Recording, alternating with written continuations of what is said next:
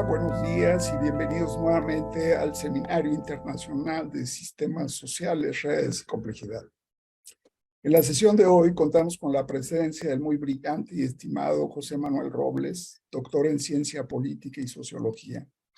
José Manuel es profesor titular y director del Departamento de Sociología Aplicada de la Universidad Complutense de Madrid, creador de los máster Ciencia de Datos para la Sociología, Ciencia Política y Antropología en la UCM y Estadísticas Oficiales e Indicadores Sociales y Económicos de parte de la red EMOS de Eurostat.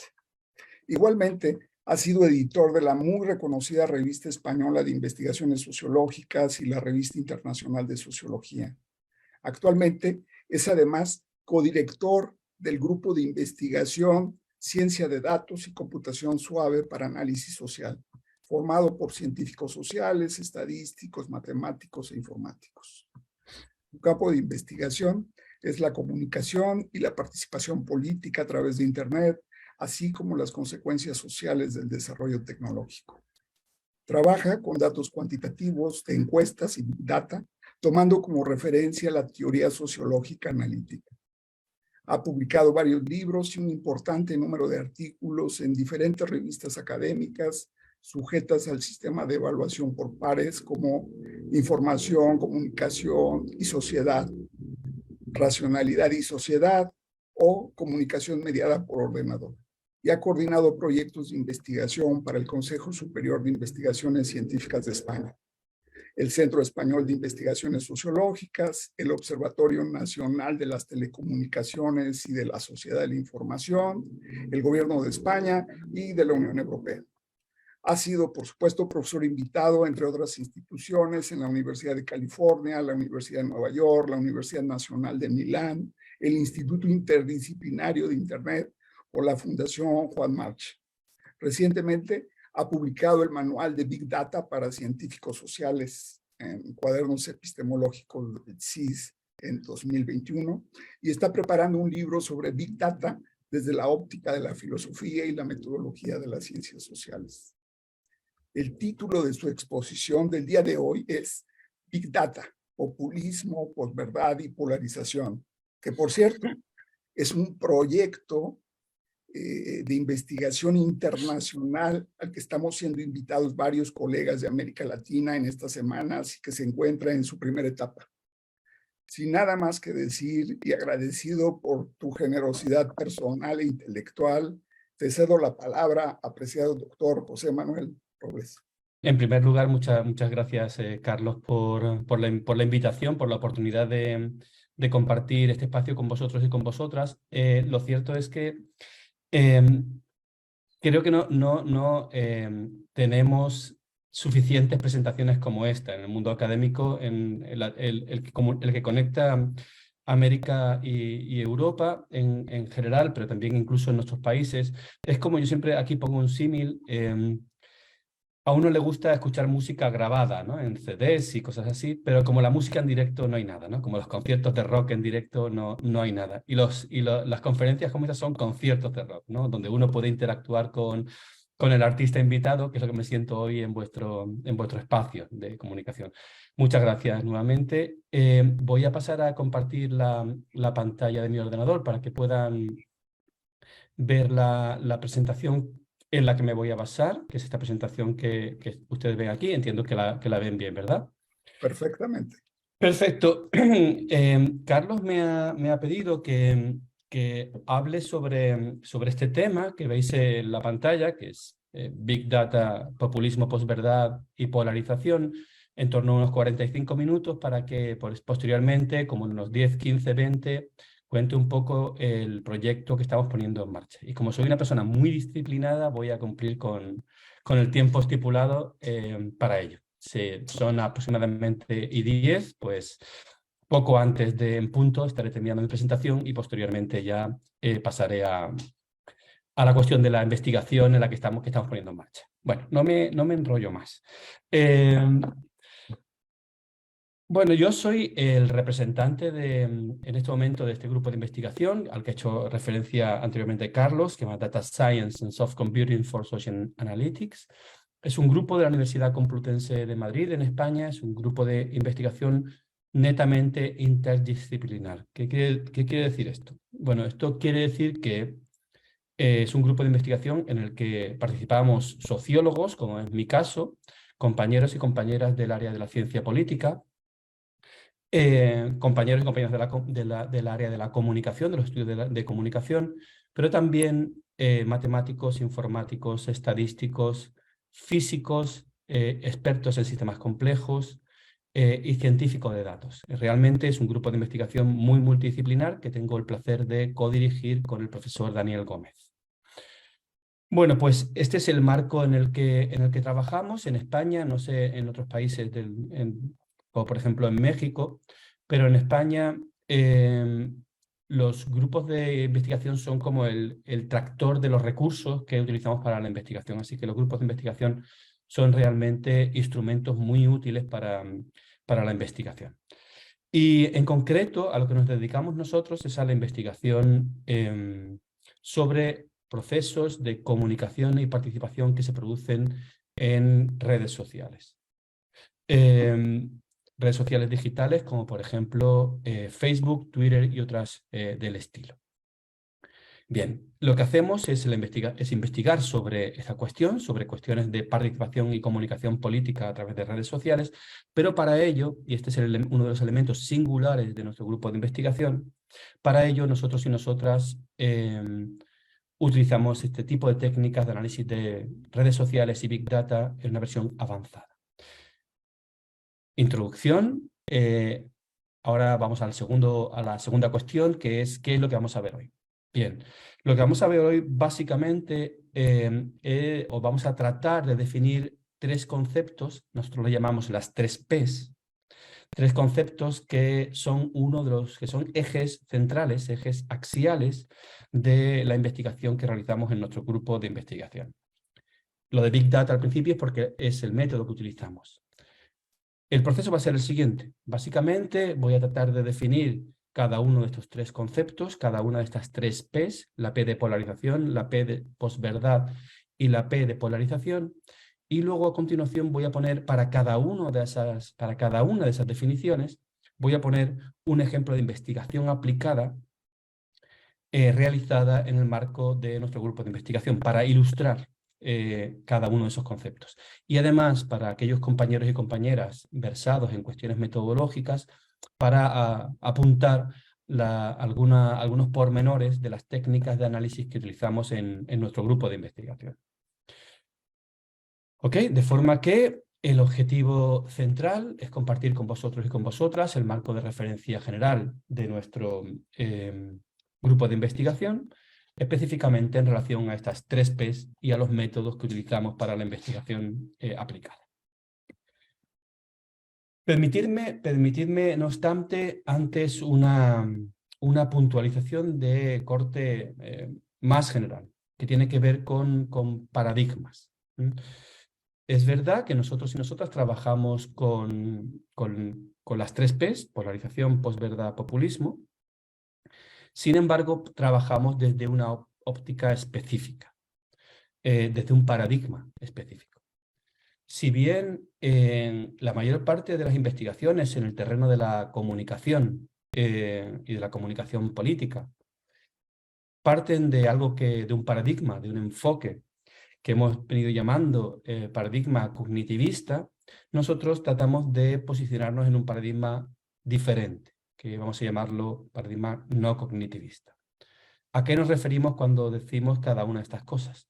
Bien, esto les va a sonar a ustedes bastante familiar porque, por ejemplo, es el marco paradigmático de referencia de autores de la talla de Jürgen Habermas, por ejemplo. Es decir, nos referimos a todos los procesos que suceden en los espacios públicos de comunicación como procesos que toman como referencia ideales comunicativos, normativos, pues nos deberíamos manejar en los espacios públicos a partir de la racionalidad, la argumentación racional y la inclusividad.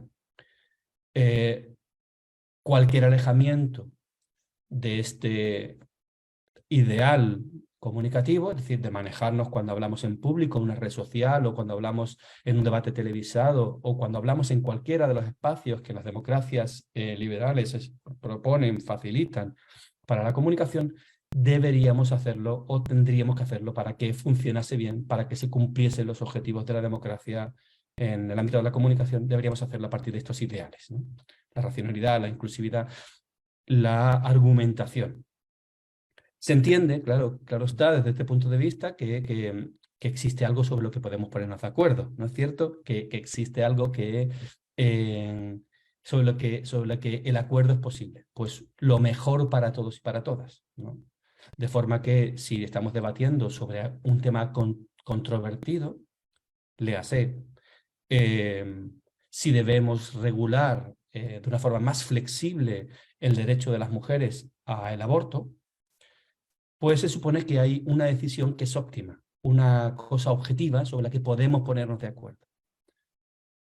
Y esto hace que los ciudadanos y las ciudadanas podamos ser críticos, reflexivos, inclusivos y argumentativos. Esta idea de que hay algo sobre lo que podemos ponernos de acuerdo.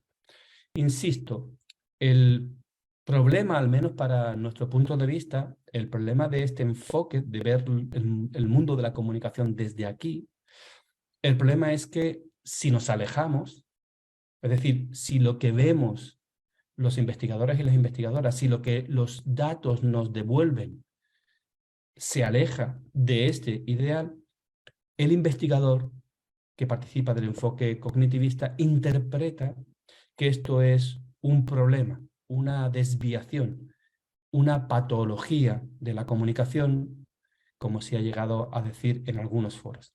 Prefiero, como investigador, no introducir elementos cargados, connotados valorativamente, y no juzgar o etiquetar el comportamiento real de las personas como patologías de la comunicación, sino más bien tratar de ser lo más distante con el objeto de estudio posible y no catalogarlo, no clasificarlo de esta forma peyorativa. ¿Y qué alternativa tenemos? Diríamos, ¿no? Si lo que queremos es no optar por esta vía normativa, cognitivista, que nos plantea una serie de ideales, una serie de hojas de ruta a seguir sobre cómo debe ser la comunicación. ¿Qué debemos hacer si lo que observamos en la práctica se desvía constantemente de este ideal? Pues bien, el hecho obvio, creo que todos y todas estaríamos de acuerdo, a pesar de no investigar estos temas, ¿no? Debemos estar de acuerdo es que este ideal no parece cumplirse, ¿no? En la práctica, como vamos a ver a continuación, en la práctica la comunicación política en general y la comunicación política a través de redes sociales está marcada por cosas que están muy lejos de ser racionales, argumentativas, reflexivas, etc. Más bien en muchos casos se basan en otro tipo de cosas, ¿no? Esta es la evidencia, lo vamos a ver ahora. Tenemos que suponer, por lo tanto, que estamos ante comportamientos patológicos. ¿Qué tal si introducimos un paradigma, vamos a llamarle paradigma no cognitivista, que no establece una relación tan valorativa respecto de lo que observamos en la realidad? ¿Qué nos dice este otro enfoque, ¿no? El enfoque, el paradigma cognitivista. ¿Qué nos estaría diciendo? Bueno, nos estaría diciendo que en realidad lo que los ciudadanos y las ciudadanas hacemos cuando comunicamos no es tanto expresar argumentos, razones y demás, sino lo que hacemos es tratar de manifestar nuestras emociones, mejor, nuestros sentimientos respecto de aquellas cosas sobre las que debatimos. De forma que cuando yo digo el presidente de mi gobierno tiene razón, no estoy apelando a argumentos, estoy simplemente diciendo me siento de acuerdo, me siento cercano a lo que está planteando esta persona. En realidad, cuando nosotros hacemos afirmaciones públicas, no hay detrás una argumentación, sino es fundamentalmente una expresión de lo que sentimos, de los afectos que nos despiertan ese tipo de cuestiones sobre las que se debaten. De forma que cuando debatimos, en realidad lo que hacemos es tratar de generar emociones parecidas en otras personas a las que tenemos nosotros. Alineamiento de emociones, ¿no? Es decir, lo que tratamos es de seducir mediante la palabra para que la otra persona sienta como yo siento, sienta lo que yo siento. ¿Por qué he introducido estos dos paradigmas? El paradigma cognitivista y no cognitivista, el racionalista y el emotivista. Pues porque desde el punto de vista no cognitivista, a ver si logro pasar. Desde el punto de vista emotivista o no cognitivista, pensar en la polarización, la posverdad y el populismo no implica condescendencia, no implica valoración, implica simplemente entender que es lógico, esperable, entendible, interpretable, que si lo que nosotros y nosotras hacemos es expresar emociones y no tanto argumentos, si lo que buscamos es la seducción mediante la palabra y no tanto el entendimiento mediante el argumento, si lo que buscamos es eso, estas cosas que observamos en la práctica, la polarización, la posverdad y el populismo, son cosas esperables, entendibles, interpretables, lógicamente, y no necesariamente patologías. No estoy diciendo que esté de acuerdo con un discurso polarizado, basado en la posverdad o populista. No digo que esté de acuerdo, digo que es esperable si entendemos la comunicación desde un punto de vista emotivista. Bien, esto es el preámbulo que quería hacer, el paradigma del que partimos, que nos permite entender estos procesos no como patologías, sino como consecuencias esperables de la forma en la que nos comunicamos. Una salvedad. Yo no estoy diciendo que la gente sea emotivista, que se comporta emotivamente. No hablamos en términos ontológicos, no somos filósofos aquí, somos sociólogos y sociólogas, y lo que hacemos es aplicar un emotivismo metodológico, es decir, para investigar metodológicamente asumimos que la gente se comporta así. No estamos diciendo que la gente sea así, puede ser de otra manera, pero en el contexto en el que vivimos se comporta así. Muy bien, hecha esta introducción larga pero necesaria, lo que voy a hacer a continuación es definir en primer lugar qué consideramos polarización. En segundo lugar, pondré un ejemplo, un caso de estudio realizado por nosotros y por nosotras en el marco de nuestro grupo de investigación. Luego pasaré a definir el concepto de posverdad y haré lo propio, es decir, un caso de estudio, para finalmente pasar a la definición del concepto de populismo y introducir nuevamente aquí un caso de estudio. Estos tres conceptos, polarización, posverdad, populismo, bajo el paradigma de interpretación no cognitivista, emotivismo, son tres ejes centrales del trabajo de nuestro grupo de investigación. Ok, sin más, voy a pasar al primer concepto, al de polarización. Bien, el concepto de polarización, a mí me gusta explicarlo apelando a esta imagen bíblica, la imagen de la Torre de Babel, ¿no? El subcuadro de Bruegel, el que ven ahí detrás, todos conocen, todos y todas conocen perfectamente la narración de la Torre de Babel. Dios, enfadado por la soberbia humana, pues hace que todas las personas que están construyendo esta altísima torre hablen en distintos idiomas y finalmente sean incapaces de entenderse. ¿Por qué traigo a colación este ejemplo para hablar de polarización? Porque la polarización primero es un proceso. Es un proceso que tiene que ver con elementos muy diferentes. En principio, que exista polarización no tiene por qué ser interpretado como algo negativo. Imagínense que en México, o en el país en el que están ustedes, hay un debate sobre un tema controvertido. Vamos a ver algunos aquí. Y, lógicamente, pues algunas personas expresarán sus disposiciones afectivas, sus emociones y sentimientos a favor de este tema, y otros harán lo propio en contra. Y, por lo tanto, se producirán dos polos o más polos si el debate es más complejo y hay otras posiciones diferentes. ¿Significa esto que hay un problema? No, significa básicamente que cada uno se posiciona en torno a aquello que le parece que es lo mejor, que le parece respecto a aquello a lo que uno se siente más cercano afectivamente. En proceso electoral, sobre todo en países bipartidistas o que en la práctica hay dos partidos mayoritarios, es lógico que los ciudadanos seguidores del Partido Verde se posicionen en torno al Partido Verde y las personas en torno al Partido Azul se pongan, pues, se posicionen en torno al Partido Azul. Esto no tendría por qué ser un problema en sí mismo.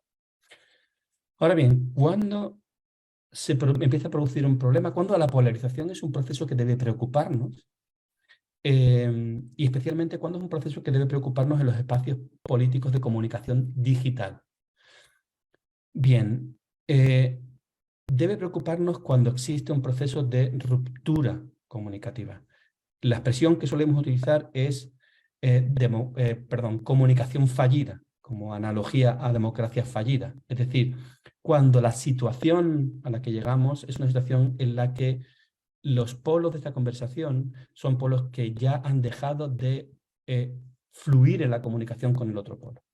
En las redes sociales esto es especialmente destacable porque las redes sociales favorecen en gran medida estos procesos de ruptura comunicativa. ¿De qué forma? Gracias a las redes sociales digitales tenemos, o Internet en general, tenemos la posibilidad de seleccionar en mayor medida, filtrar, tamizar en mayor medida la información a la que accedemos.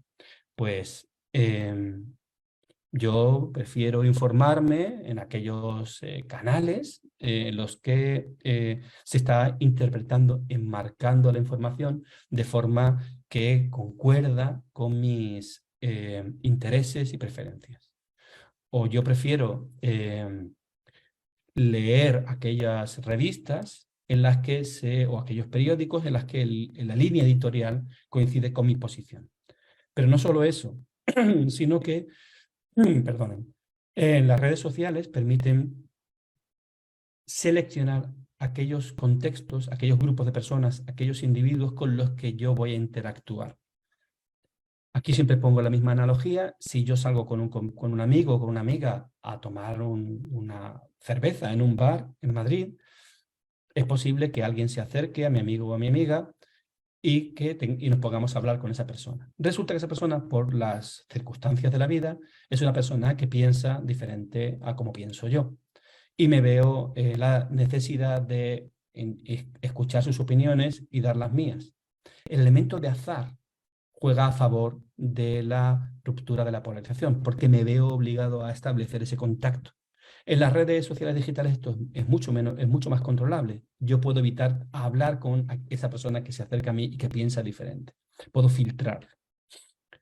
El problema de la polarización no es que haya polos. El problema de la polarización es la tendencia al enrocamiento, la tendencia a fortalecer los puntos de partida, mis opiniones de partida y mis puntos de vista de partida, fortalecerlos mediante la técnica de informarme y hablar únicamente con los que piensan como yo.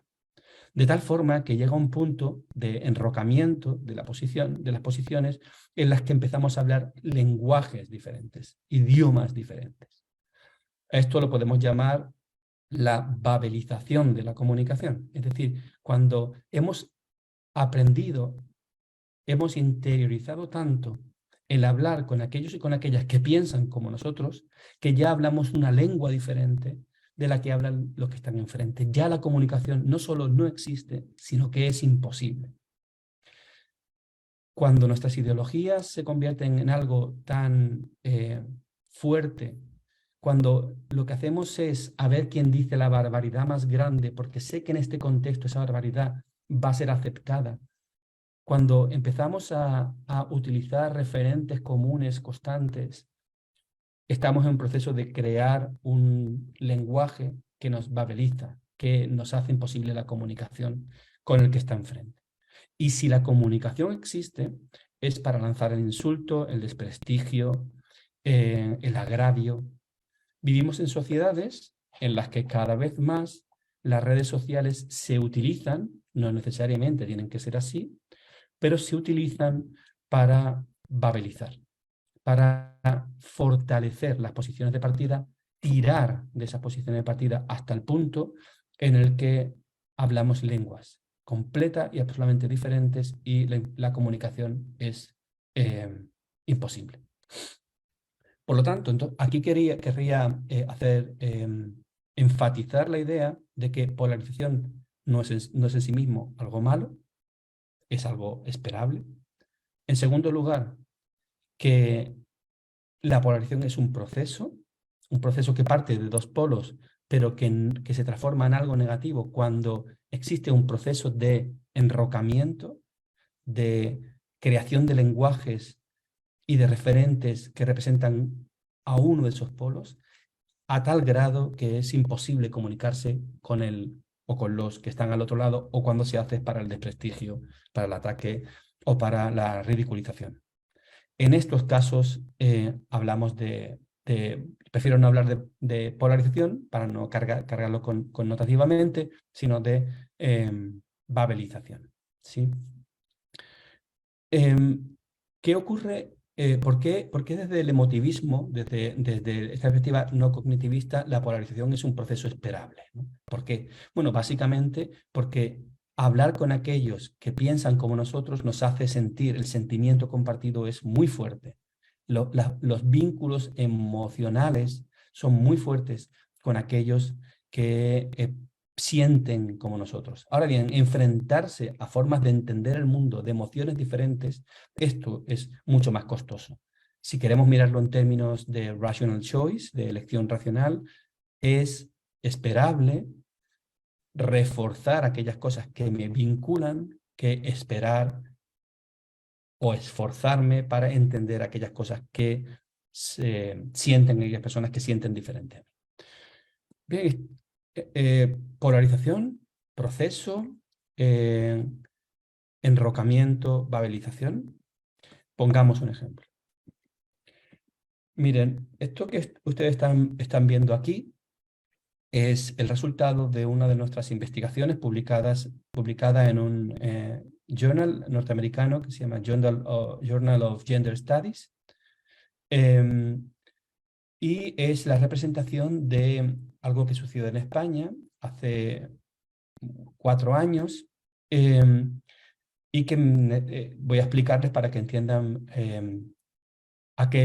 por qué lo ponemos como ejemplo de polarización. Verán ustedes. Hace unos años en una ciudad española que se llama Pamplona, que ustedes la conocerán porque es muy famosa por unas fiestas que se llaman San Fermín, en la que sueltan unos toros por la calle, la gente corre delante de los toros y hasta que al final los toros llegan a la plaza de toros y allí ya son lidiados, ¿no? Son toreados. Los días, las noches antes de la carrera, la gente sale y lo pasa bien, bebe, etc, etc. Hace unos años un grupo de hombres llevó a una mujer al portal y a las escaleras de un edificio y una vez allí la violaron entre todos e incluso llegaron a grabar en vídeo este hecho. Bien, nosotros lo que hicimos fue descargar a través de la API de Twitter todos los mensajes que fueron emitidos durante el periodo desde la denuncia que esta mujer hace de la violación hasta que hay una sentencia judicial, ¿de acuerdo? Se descargan todos los datos de Twitter a través de la API y se realiza en primer lugar un análisis de detección de comunidades, es decir, un análisis a través del cual podemos dibujarla, hacer la topografía de la red, utilizando como referencia la frecuencia de interacción entre las cuentas, entre los nodos de ese debate. A partir de este análisis de comunidades se dibuja esta red, ¿no? esta topografía de la red.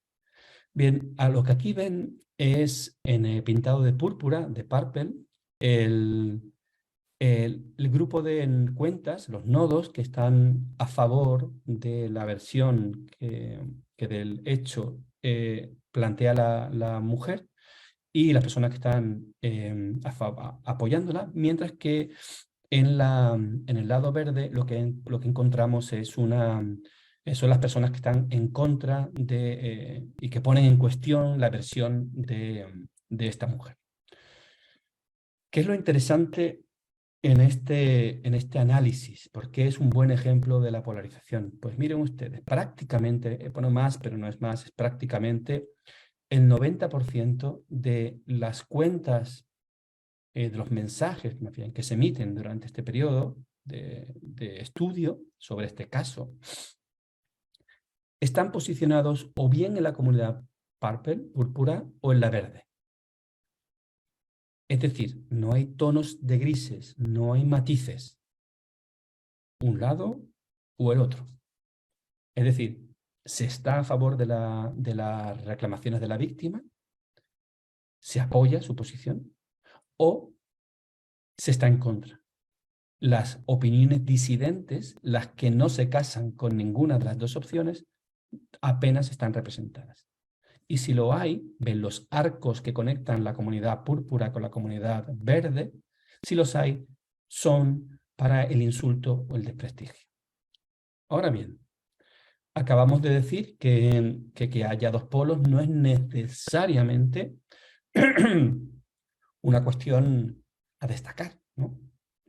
No es necesariamente una cuestión que debiera preocuparnos. Lo que debiera preocuparnos es la ruptura comunicativa, es decir, que cada uno de los polos se babelice. Pues también pasa esto en este caso y por eso es un buen ejemplo. Lo que ven aquí es un análisis, el resultado, una visualización del resultado de un análisis lexicográfico, es decir, hemos analizado el cuerpo del texto de todos los mensajes descargados. Si no recuerdo mal, estábamos en torno a 700 y pico mil mensajes originales.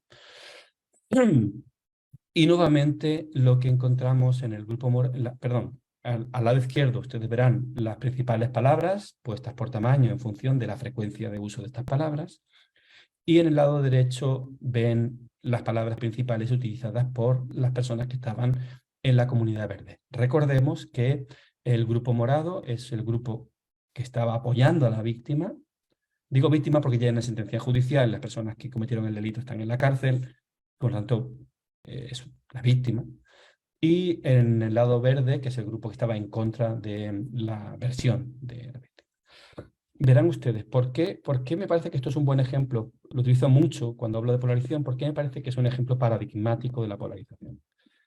Ven ustedes en el lado derecho que aparece la palabra Sabadell, muy grande, ¿no? Ahí.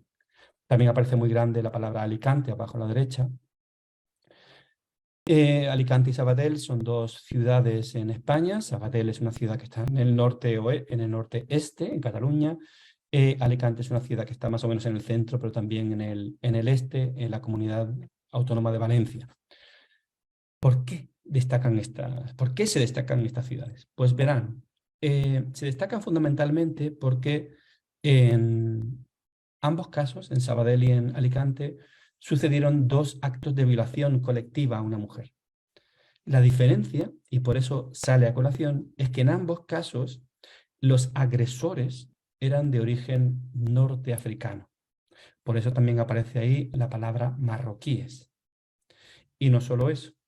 En ambos casos, la mujer violada opuso resistencia. Es decir, no se fue, como en el caso de Pamplona, voluntariamente con estos hombres al portal del edificio, sino que fue, digámoslo así, raptada, ¿no? Arrastrada.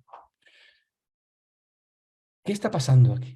Lo que aquí está pasando es que la derecha, fundamentalmente las personas que en España, las personas que están en la posición verde, están arrastrando el debate sobre este caso de violación a aquellos temas que son temas axiales, valorativos, centrales para esta forma de entender el mundo. Están babelizando, están construyendo un lenguaje. ¿Cuál es este? Mire usted, los delitos en España los cometen los inmigrantes, porque los españoles somos virtuosos y virtuosas y jamás cometemos delitos. Y las mujeres que no oponen resistencia son susceptibles de ser violadas. Mientras que una mujer de verdad, como Dios manda, es una mujer que opone resistencia y que no se va con un grupo de hombres así como así. Esa construcción del discurso, que es completamente fuerte para esta posición, para esta forma de entender el mundo, es el proceso de babelización. Desde ese punto de vista, la comunicación del frente es imposible. Por eso aparece aquí la palabra feminazis, porque en realidad están ya empezando a insultar al de enfrente y enrocándose en sus posiciones de partida. Pero esto no lo hace solo la derecha, el grupo verde, el grupo púrpura también lo hace. Cuestiones como justicia, en este caso, y especialmente cuestiones como Spanish is not democracy, son reivindicaciones tradicionales de un grupo nacionalista o del nacionalismo catalán, de una izquierda determinada. Es decir, se está planteando no el hecho de que estamos ante una mujer violada y que esto es de por sí un problema importante, sino que lo que estamos haciendo aquí es decir, España es un país en el que la democracia es una pena, y es lógico que pasen este tipo de cosas. Nuevamente, también el grupo Púrpura, el grupo Purple, está llevando este debate a su terreno, el terreno en el que sus emociones están siendo fortalecidas. Y la polarización se convierte en, perdón, y la situación sobre este tema se convierte en una situación babelizada. Bien, aquí, ¿qué hemos hecho? Hemos definido el concepto de polarización de una forma concreta, como proceso de babelización. Hemos aplicado técnicas de detección de comunidades, de análisis de lexicográficos, de descarga de datos de la red social Twitter a partir de su API, para llegar a la conclusión de que esto es un buen ejemplo de polarización en un sentido negativo, en un sentido de babelización. Pasemos pues al siguiente concepto. Este concepto es el de posverdad, que es otro de los conceptos fundamentales para nosotros y para nosotras en el grupo de investigación. Ok, lo que ven aquí atrás, la imagen que traigo a colación en esta ocasión, al igual que para la posverdad traje la imagen de la Torre de Babel, aquí traigo a colación o utilizo como apoyo para mi presentación esta imagen, que es la imagen que se da pie a un libro que se llama La Tabla de Cebes, que es un libro publicado, aparecido en el siglo I después de Cristo. Ahora veremos por qué me parece esto un buen ejemplo, ¿no? Una buena apoyatura. Pero empecemos con el concepto de posverdad. Nosotros y nosotras vivimos en algo que se ha llamado sociedad de la información y del conocimiento, y uno de los elementos centrales de la sociedad de la información y del conocimiento es la centralidad de eso que llaman el binomio de la ciencia y la tecnología. Es decir, vivimos en sociedades en las que los marcos de referencia, lo válido, no es una razón tradicional, religiosa o mitológica, sino es una razón técnico-científica. Es decir, la ciencia y la tecnología inspiran nuestras formas de entender el mundo, son nuestros marcos de referencia. Fuera del marco de la ciencia está el mito, está la religión, está la costumbre, y todas ellas son cosas que en nuestro contexto tienen una menor validez. No estoy diciendo que sean mejores o peores, estoy diciendo que tienen menos validez que el contexto técnico-científico. Pues bien, para entender cómo definimos posverdad, lo primero que tenemos que tener en cuenta es que cualquier forma de argumentación pública se basa en la ciencia y la tecnología. De forma que la posverdad utiliza el dato, el estudio, el análisis, la investigación como referencia. No se sale del marco de la ciencia y la tecnología, utiliza el marco de la ciencia y la tecnología para ofrecer una imagen de la realidad distorsionada. Se utiliza la ciencia y la tecnología, el dato, para tergiversándolo, para retorciéndolo, tratar de generar una emoción, un estado de ánimo, nuevamente no cognitivista, una emoción que determinada y que lleve a éxito mi forma de entender el mundo. La posverdad no es una mentira. En el castellano de España, no sé si en el castellano de México también se utiliza así, pero en el castellano de España solemos decir que antes se pilla a un mentiroso que a un cojo, ¿no? Es decir, una persona que no puede correr. A los mentirosos se les puede coger. La sociedad en la que vivimos, políticos, líderes de opinión, han aprendido que la mentira es fácilmente identificable porque tenemos mucha información a nuestra disposición. Utilizar la mentira es, por lo tanto, un riesgo para el que está planteando un punto de vista. La posverdad no es una mentira, no es mentir, es utilizar los datos para generar una sensación, una emoción, una forma de entender el mundo concreta y específica que me interesa a mí. No es mentir.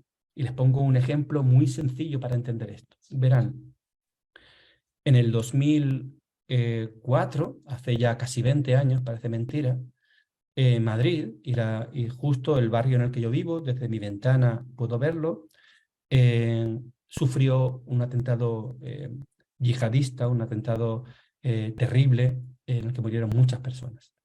El gobierno de España, en aquel entonces, decidió ocultar la verdad sobre quiénes habían sido los culpables de semejante atrocidad y empezaron a imputar este atentado a la banda terrorista ETA, que como ustedes sabrán es un grupo terrorista terrible que asoló España durante la década de los 60, 70, fundamentalmente los años 80 y hasta los 90 y principio del milenio.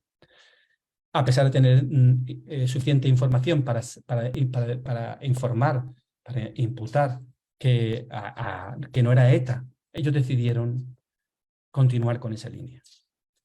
Eso era mentir.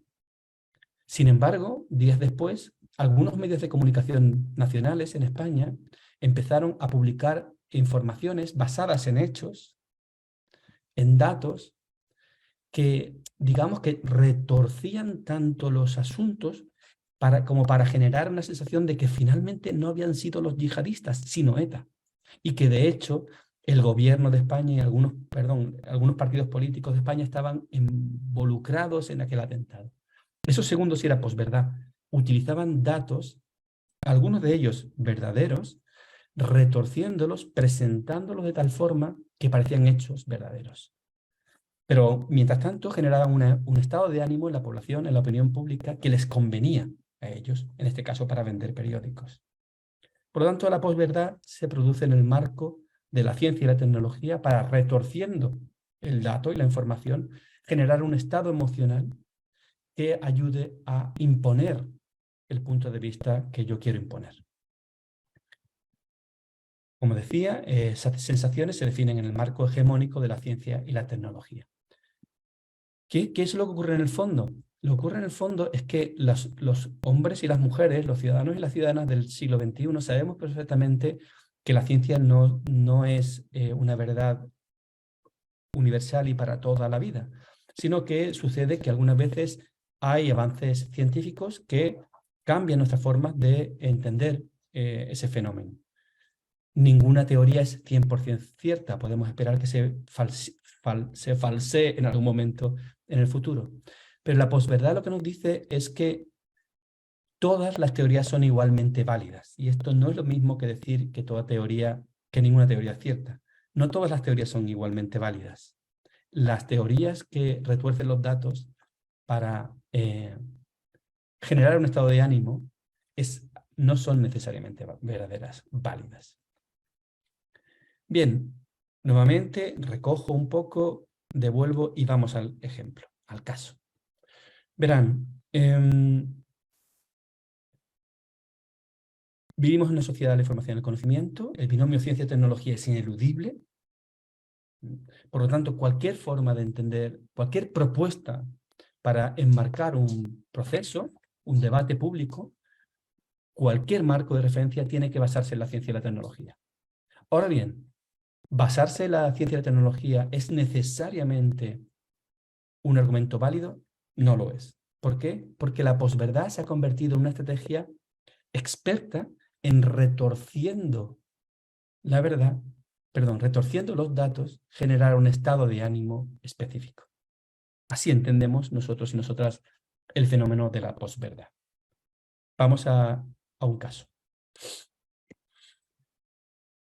Caso 2 es posverdad. Miren ustedes, esto que aparece aquí nuevamente es un análisis de redes sociales. Es un análisis de redes sociales en torno a un fenómeno, un proceso reciente en mi país, en España, que se ha llamado popularmente la ley trans, ¿no? ¿Qué es esto? Bueno, pues el gobierno de España, el Ministerio de Igualdad del gobierno de España, puso en marcha una iniciativa de ley para regular los derechos de las personas transexuales. De forma que en muchos sentidos iban a adquirir los mismos derechos que tienen las personas, los hombres, que tenemos los hombres y que tienen las mujeres.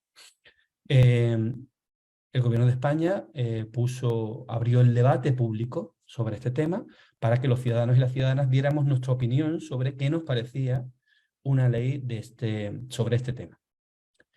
Bueno, nosotros lo que hicimos fue nuevamente acudir a las redes sociales, Twitter, Facebook, para descargar toda la información, todos los mensajes que los ciudadanos y las ciudadanas estaban emitiendo sobre este tema y analizar cómo era ese debate. Bueno, nuevamente encontramos un debate muy polarizado, pero no es la polarización lo que nos interesa ahora, sino la posverdad. Déjenme que les explique. En el lado derecho de la pantalla tienen un conjunto de comunidades, azul, celeste, fucsia, roja, no sé si es rojo, verde. Todas estas comunidades son comunidades muy cercanas a esta cuenta, que es la cuenta del gobierno, la cuenta central, que digamos que es la que gestiona el debate. Sin embargo, y mucho más tupido, tenemos en este otro extremo, en el extremo izquierdo, tenemos las comunidades que están en contra de la propuesta de la ley. Son comunidades diferentes, pero que tienen una vinculación muy estrecha. Es decir, vamos a utilizar un lenguaje poco técnico, están más apelmazadas, ¿no? Cohesionadas. Y estas son, digámoslo así, las comunidades que se posicionan contra la ley, mientras que en la derecha tenemos las comunidades que se posicionan a favor de esta ley, que reconoce los derechos de las personas transexuales. Bien, ¿por qué es esto un ejemplo de posverdad? Pueden decirme ustedes, ¿no? Bueno, pues es un ejemplo de posverdad porque lo siguiente que hicimos fue nuevamente un análisis lexicográfico, es decir, nos preocupamos por lo que estaba diciendo la población que estaba en cada una en estos dos grupos de comunidades. Y fíjense, había una variedad amplia de argumentos, de expresiones, de emociones respecto de esta ley, pero quisiera destacar dos que eran mayoritarias en el grupo contra la ley trans. Por cierto, el grupo contra la ley trans, los grupos que forman estas comunidades que están aquí a la izquierda, no son conservadores. Es decir, los que se oponen a la ley que regula los derechos de las personas transexuales no es la derecha, sino es la extrema izquierda, especialmente la izquierda feminista. ¿En qué basan su cohesión? ¿Cuáles son los argumentos, las expresiones más comunes? Varias, pero especialmente dos. La primera de ellas tiene que ver con el hecho de que si igualamos a través de la ley trans a los hombres transexuales, a los hombres que han cambiado su cuerpo para ser mujeres, si los igualamos a los derechos a las mujeres pierden parte de sus derechos. ¿En qué sentido? Específicamente en dos. Primero, se mencionaba recurrentemente el hecho de que si los hombres podían competir, los hombres transexuales que han cambiado su cuerpo, si los hombres que han cambiado su cuerpo y son transexuales pueden competir con las mujeres, competir en deportes con las mujeres, tienen una desventaja las mujeres respecto a estos hombres, porque por mucho que hayan cambiado sus cuerpos, continúan siendo más fuertes y más resistentes. Y esto es una desventaja competitiva para las mujeres. También se argumentaba recurrentemente que algunos hombres agresores, machistas, agresores, iban a pedir ser considerados mujeres para de esta forma no verse juzgados por la ley de violencia machista y así salvar las penas por delitos de violencia machista. ¿Por qué considero que estos son ejemplos de posverdad? Porque a pesar de que haya casos de hombres transexuales que ganan competiciones deportivas a mujeres, aunque haya datos y aunque sea verdad que algún caso existe de hombres machistas y maltratadores que hayan pedido acogerse a la ley trans o que pidieran acogerse a la ley trans para así evitar sus castigos, aunque estos casos existan, estos casos son la excepción. ¿Pero para qué sirve señalar esos casos? Sirve para crear un estado de ánimo desfavorable a la ley que regula la generalidad y no la excepción. Gestionar la generalidad es lo que tiene que hacer una ley. Para las excepciones están los castigos, ¿no? Las penas. Pero claro, si tu argumento no lo basas en los elementos generales, sino señalas, por muy cierto que sea que haya casos de hombres que hacen este tipo de cosas, si tú basas el debate en esas excepciones, estás generando un estado de ánimo contra la ley. Insisto, es un caso de posverdad porque se basa en un dato, se basa en un hecho. Hay casos de hombres que se amparan que pueden ampararse en estas leyes para evitar castigos de violencia machista. Hay casos, seguro que hay casos de hombres transexuales que, dada su condición física, ganan a las mujeres en las competiciones deportivas. Pero realmente esto es la generalidad. ¿Esto representa realmente las necesidades de las personas que son transexuales? Evidentemente no. Pero es un dato utilizado para generar unas emociones y unos sentimientos específicos contra la generalidad, contra la verdad. Y la verdad es, en este caso, que la mayor parte de los hombres machistas que cometen delitos de violencia machista no se acogen a la ley, o que la generalidad es que los hombres generalmente no transforman su cuerpo para ganar competiciones deportivas, ¿no? Esto es un ejemplo de posverdad en el sentido de generar la excepcionalidad para conseguir un estado de ánimo que ayude, a mi punto de vista, a las emociones y sentimientos que yo quiero generar. En tercer lugar, y por último, esto lo voy a pasar. Se me olvidó una cosa importante. Lástima. Este ejemplo era interesante porque esta mujer que ustedes ven aquí, en el centro de la pantalla, es la pseudociencia, ¿no? Esta imagen es una imagen interesante porque es el camino hacia la sabiduría. Empezamos cuando éramos pequeños entrando por aquí y tenemos que salvar 1000 penalidades hasta que llegamos arriba del todo donde está el conocimiento verdadero. Pero antes del conocimiento verdadero está la pseudociencia, la cartomancia, la lectura de los pozos del café, etc., etc. La posverdad es un uso torticero, un uso de la pseudociencia para imponer una opinión, ¿no? Es un poco la idea de esta imagen que se me ha quedado atrás antes. Pero bueno, en este caso la posverdad es la excepcionalidad, ¿no? Bueno, vayamos al tercero de nuestros conceptos, y ya voy terminando, que es el concepto de populismo. Bien, de estos tres conceptos de polarización, posverdad y populismo, este tercero es el concepto en el que soy menos especialista. Mi colega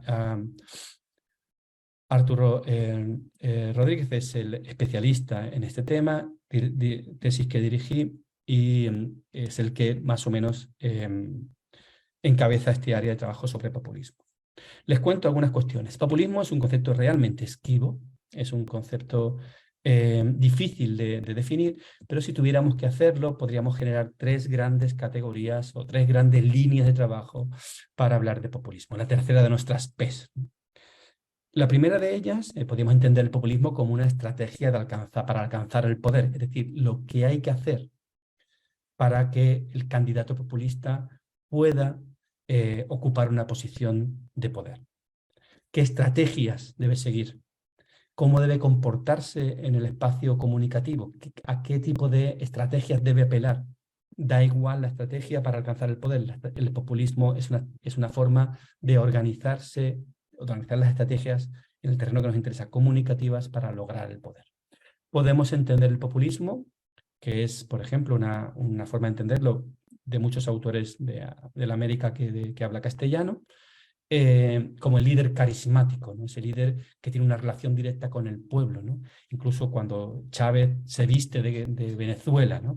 Se vestía, perdón, o lo hace ahora Maduro, se viste de Venezuela con la banda y representa al pueblo y se relaciona directamente con el pueblo, como cuando Trump pasa de los medios de comunicación y directamente interpela a los ciudadanos y a las ciudadanas a través de las redes sociales, porque los medios tergiversan su mensaje. Es decir, tenemos la estrategia, tenemos el líder y sus características, y tendríamos también el discurso. El discurso populista es un discurso que trata de reorientar el contenido de los conceptos para darle el sentido que el populista quiere darle a ese concepto. Es, digámoslo así, una forma de llenar de significado o redefinir el significado de los conceptos para apropiárselo y para darle un sentido correcto. Esta idea de la bipolaridad, ¿no? De los buenos y los malos, la casta, que decíamos aquí en España, algunos partidos de izquierda populista, la casta versus los ciudadanos virtuosos que nos levantamos todas las mañanas y que vamos a trabajar, versus la casta endogámica, corrupta, ellos y nosotros, los buenos y los malos. El pueblo virtuoso versus las élites corruptas. Es una forma de darle sentido a los conceptos para generar una identidad en la que me sienta cómodo, me sienta identificado, me sienta sentimentalmente afecto a esa forma de entenderlo. Bien, el concepto de populismo, como digo, es un concepto complejo, pero para resumirlo mucho, diríamos que tenemos las estrategias, tenemos el líder y tenemos el concepto, ¿no? Cómo definir el significante, cómo darle significante a los conceptos, redefinirlos de forma que el mundo sea binario y yo pueda identificarme clara y nítidamente con una de esas posiciones, como si el mundo no tuviera matices, ¿no? Bien, si este es nuestro concepto, la forma en la que estructuramos el concepto de polarización, les voy a poner un ejemplo. Estos son datos de las elecciones en Estados Unidos de 2016 y de 2020. Las elecciones que hacen presidente a Trump, las elecciones que hacen presidente a Biden. Voy a ir terminando porque voy ya justo de tiempo. Verán, lo que se ha hecho aquí es un análisis de redes sociales. Nuevamente descargamos datos directamente de Twitter, de Facebook y de otras redes sociales. Y en este caso se aplica técnicas de clasificación supervisada. Es decir, humanos clasifican manualmente un conjunto de entrenamiento de datos de nuestra muestra. Aquí estamos trabajando con más de 7 millones de mensajes originales. Clasificamos manualmente un conjunto de estos datos para luego darlos para entrenar la máquina y que ésta clasifique el conjunto restante de datos. Es una clasificación supervisada que está pensada para hacer un análisis de sentimientos. Lo que encontramos aquí es mensajes que van a estar clasificados como a favor de un candidato, en contra del otro candidato, ¿vale? Es decir, amor-odio, que es como llamamos a nuestro diagrama. Esta es la del 2016 y esta es la del 2020. Y generamos esto que llamamos el diagrama de amor y odio. Lo que ven aquí al principio es un poco complicado de visualizar, de entender, pero luego es fácilmente entendible. Verán, aquí abajo tenemos una escala que va del -1 hasta el 1, y aquí igualmente una escala que va del 1 al -1. Esta escala del -1, esta escala que va de arriba a abajo, es la escala en 2016 que representa a Trump. Mientras que esta escala que tienen aquí es la escala que en 2016 representa a Clinton, a Hillary Clinton. En 2020, nuevamente en este lado tenemos a Trump, en el lado que va de arriba a abajo, mientras que en horizontal tenemos a la escala de Biden. ¿Qué significa esta escala? Pues el -1 es odio, es decir, son mensajes de completo odio al candidato, y el 1 es completo amor. El candidato es la gloria, no bendita. Bueno, eso para cada uno de los candidatos, de forma que ya entenderán que el cuadrante superior derecha es un cuadrante de amor, el cuadrante a el candidato de este lado, a Trump, en las dos elecciones, mientras que el cuadrante inferior derecho es de amor al otro candidato, a Biden en 2020, a Clinton en 2016. Mientras que el cuadrante inferior izquierdo es de odio, es decir, están cercanos a los -1, ¿no? Y a los dos, de odio a los dos, y el cuadrante superior derecho es de amor a los dos, porque está cercano a los unos de ambos candidatos. Vale. Ven además aquí un punto, ¿verdad? Este punto que ven aquí. El punto le llamamos el centro de gravedad, es decir, es el lugar donde hay una mayor intensidad de densidad de mensajes. Así que imagínense que este punto fuera como una imagen 3D que se acerca a ustedes. Cuanto más gordo es, más sale de la pantalla. El punto de en medio es la total neutralidad, ¿vale? En 2016 encontramos un punto bastante gordo de apoyo amor a Trump y de amor a Clinton, lo cual es normal. Decíamos antes, la polarización es normal. Gente que sigue a un candidato, gente que sigue a otro candidato. En el caso de 2020, esta secuencia es un poco diferente. Fíjense que mientras que en 2016 estamos en torno a esta diagonal, la diagonal que va de arriba a abajo, del amor al amor, estamos en la diagonal, y en el caso del 2020 todo se ha desplazado hacia la negatividad, es decir, la presencia de mayor mensajes negativos. Esta es la explicación de cómo funciona nuestro diagrama de amor y odio. Nos quedamos solo con el del 2020.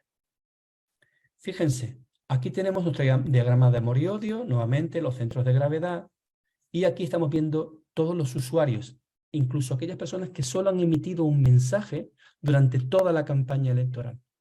Y si lo vemos así, vemos que, digamos que el punto más gordo está muy cerca del 0, de la neutralidad, mientras que el apoyo a cada uno de los candidatos está en la parte positiva. Digamos que los apoyos son positivos y hay una gran neutralidad, lo cual no parece un mal asunto. Fíjense, sin embargo, si nos ponemos exigentes respecto del número de mensajes que hay que enviar durante la campaña electoral en Estados Unidos. Cualquier variación en esta imagen es muy significativa porque tenemos 7 millones de datos, con lo cual cualquier movimiento va a ser bastante importante, hay que evaluarlo. Si en vez de sumar a las personas que solo han emitido un mensaje durante todo el periodo, y lo hacemos, a partir de 10, ven ustedes que hay un movimiento hacia la negatividad. ¿Ven? De la parte de arriba superior derecha, positividad, amor, a la parte inferior izquierda, negatividad. Pero no solo eso, cuanto más exigentes nos ponemos, cuanto más mensajes hacen falta para enviar, hacen falta para estar presentes aquí, mayor es la concentración de emociones positivas hacia Trump, mientras que el candidato opuesto prácticamente va desapareciendo. La pregunta que uno se lanza cuando ve esto es, ¿y quiénes son estas cuentas que mandan 160 mensajes? Evidentemente, esas cuentas son atribuibles a inteligencia artificial, es decir, a herramientas de inteligencia artificial, de bots que están específicamente diseñados para generar un estado de ánimo.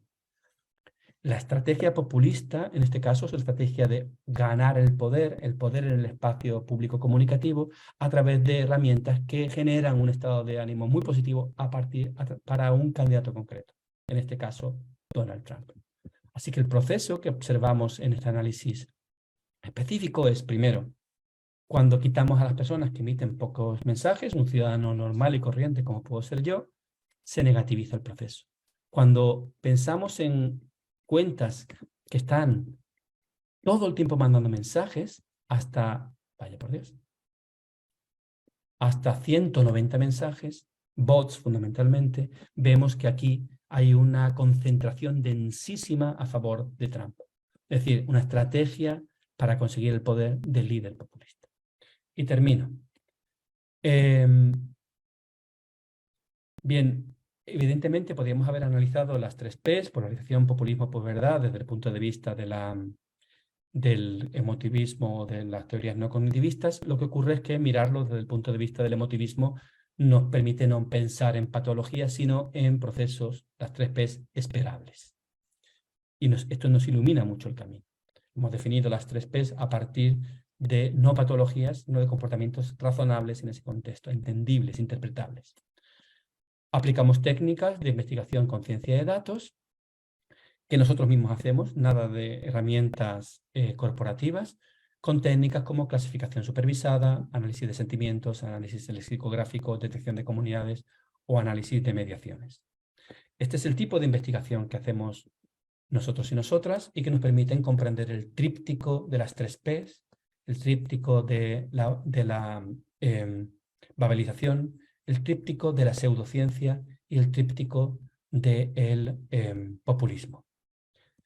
Lo que estamos poniendo en marcha en este momento es una investigación que trata de analizar en procesos electorales en 10 países del mundo, 3 países europeos, los países europeos latinos, Portugal, España, Italia, y otros tantos en la América que habla castellano, México, Perú, Colombia, Argentina, Chile y Brasil. Estamos tratando de vamos a impulsar una investigación cuyo objetivo es medir estas 3 Ps en procesos electorales en estos países, de forma que podamos generar un corpus de investigación que nos permita avanzar en el conocimiento de cómo se estructuran estos procesos de ruptura de la comunicación más allá de los casos nacionales concretos. Y para ello, el grupo de investigación que yo represento aporta el personal técnico capacitado para hacer este tipo de análisis de redes avanzadas y el paraguas conceptual que hoy he tenido la oportunidad de presentarles a todos y a todas aquí. Así que creo que, siendo ya I10, he clavado el tiempo que se me ha propuesto para esta presentación, que dejo en este momento de compartir para que pasemos, si es necesario, a preguntas o comentarios, pues lo que quieran ustedes.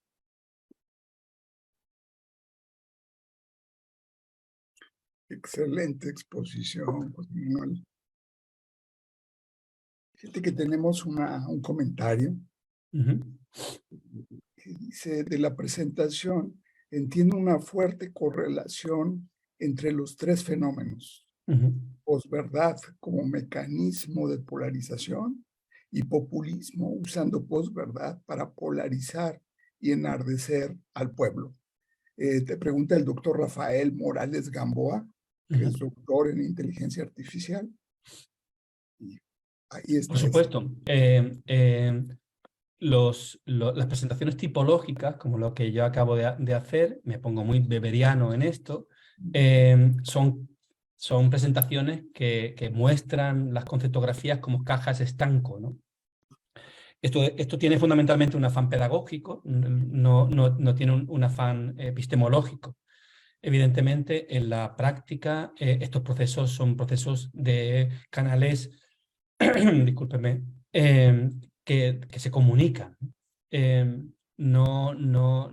Somos muy conscientes de que no son fenómenos que se producen aisladamente, se comunican entre ellos. La cuestión es que es muy difícil establecer, y aquí avanzo un poco más, es muy difícil establecer la causalidad.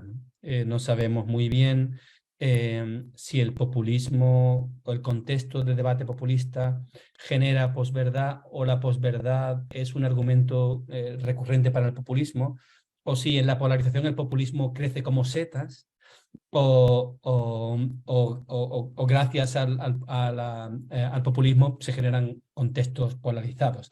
Es difícil, en general, en las ciencias sociales es difícil establecer las relaciones de causalidad.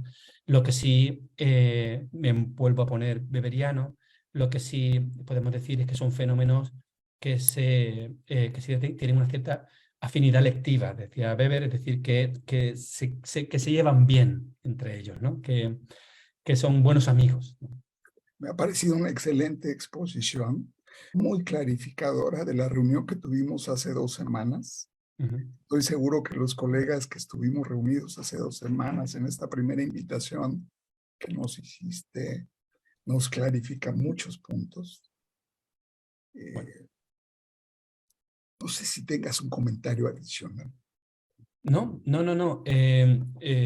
Bueno, bueno, dar las gracias a los compañeros y compañeras que han asistido a esta presentación, que ojalá les haya servido para pasar un rato agradable y les interese el tema planteado, que mi correo electrónico, que ha estado al final en la presentación, está a su disposición para cualquier aclaración ulterior y para cualquier cosa que quieran proponer, que es un placer dar un concierto.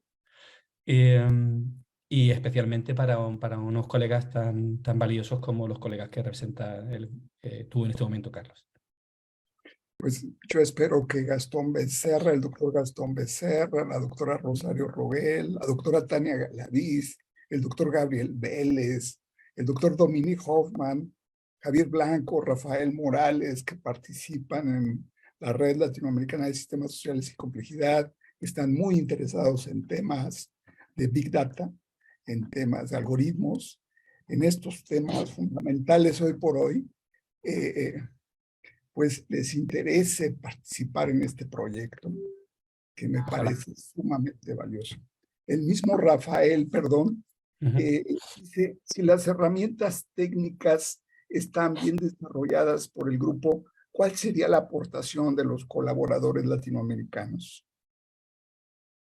No. Es que es verdad que tal vez aquí no me he explicado con claridad. Que nosotros aportemos recursos humanos para la dimensión técnica del proyecto no implica exclusividad, implica la posibilidad de compartir con nosotros y con nosotras experiencias tanto teóricas como técnicas. Por otra parte, la discusión teórica está completamente abierta y, lógicamente, hay una diferencia de casos. No es lo mismo investigar en México que en España. Las elecciones son diferentes, es decir, que hay necesidades de muchos órdenes, de orden de caso de estudio, de orden de debate teórico y de compartir las dimensiones de carácter técnico. Que nosotros aportemos no significa que monopolicemos, decimos que compartimos y aportamos. Muy bien. Pues con las muy interesantes observaciones que se han expuesto, el Seminario Internacional de Sistemas Sociales, Redes y Complejidad agradece al doctor José Manuel Robles su estupenda exposición. Big Data, populismo, posverdad y polarización. Mil gracias, estimado José Manuel. Un placer, Carlos.